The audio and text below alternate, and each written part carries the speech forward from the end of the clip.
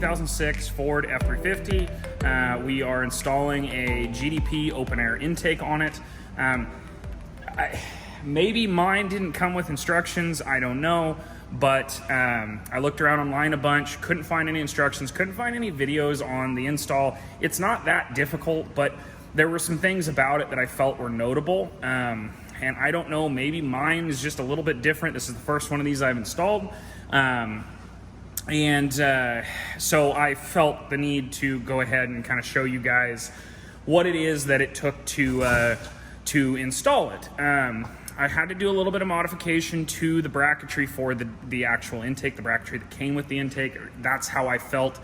I spent a little bit of time trying to kind of, again, I looked online for some instructions, couldn't find any instructions, and this is just kind of how I saw it needed to go on.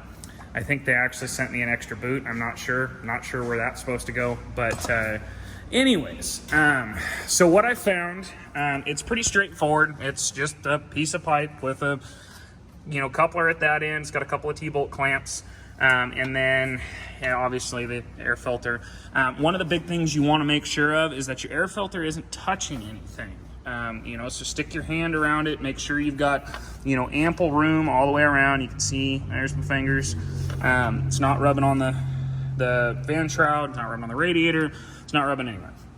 So you want to make sure that is not rubbing on anything. The other thing you want to make sure of is you don't really want, this might be personal preference, I don't know, but you don't want the air filter to be pushed like real far onto the tube. So say, I think the end of the tube is about right here is where I've got it set at. And if you have, say you shove this air filter all the way up to right here where the mass airflow sensor, little dingle is, your tube's going to be all the way down into your filter.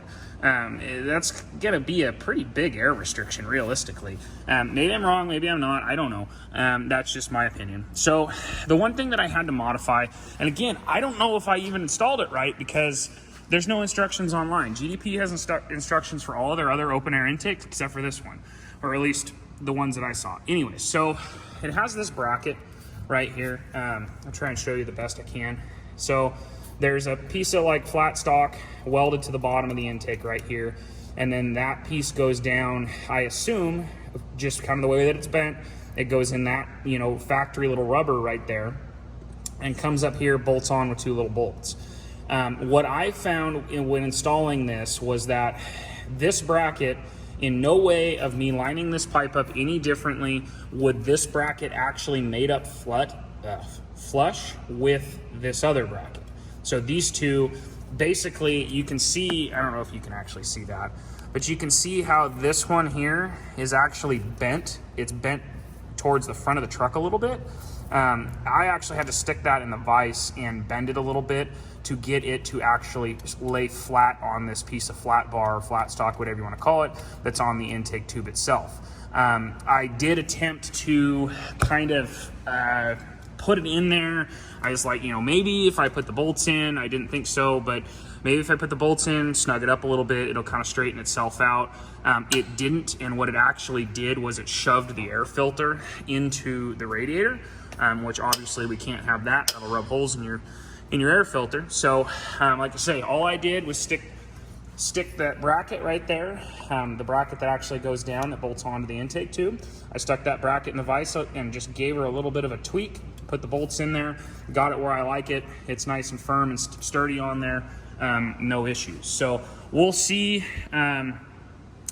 how this all works out. But I think it's probably good. The other thing that you're gonna notice too, like this filter, I actually didn't get the filter on there completely square, but the filter can actually sit on there, sideways a little bit or that type of thing. That I don't think is that big of a deal. But I tried to get it as straight as I could just for aesthetics. The only other thing that I really am not digging about this is the way they have the mass airflow here.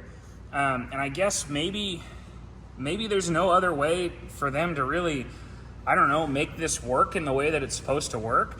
But I feel like there'd be a better way to mount this in here and have the pigtail, or the plug, be in a different location. So it's not just, I guess, I don't know, maybe I'm wrong, I don't know, and I'm not bashing on them for this at all. This is actually for the money. It's really a pretty nice intake.